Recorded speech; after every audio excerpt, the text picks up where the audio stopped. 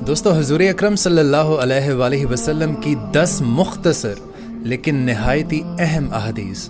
ہمارے نبی پاک کا ارشاد ہے کہ نماز میں کندھے نرم رکھنے والا شخص تم میں سب سے زیادہ بہتر ہے۔ آپ نے ارشاد فرمایا کہ جو شخص وضو کرتے وقت بسم اللہ نہ پڑھے اس کا وضو نہیں ہوتا۔ آپ نے فرمایا کہ جو شخص ذخیرہ اندوزی کرتا ہے وہ گنہگار ہے۔ آپ نے ارشاد فرمایا کہ نظر کا لگنا حق ہے، اگر کوئی چیز تقدیر پر سبقت لے جاتی تو وہ نظر ہوتی۔ آپ نے ارشاد فرمایا کہ عورت ہے، یعنی پردے میں رکھنے والی چیز ہے، جب وہ باہر نکلتی ہے تو شیطان اسے گھورتا ہے۔ آپ نے ارشاد فرمایا کہ ایک نماز کے بعد دوسری نماز کی ادائیگی کا انتظار کرنا جنت کے خزانوں میں سے ہے۔ آپ نے ارشاد فرمایا کہ بے شک شیطان اس کھانے کو جس پر اللہ کا نام نہ لیا جائے کھانا حلال سمجھتا ہے۔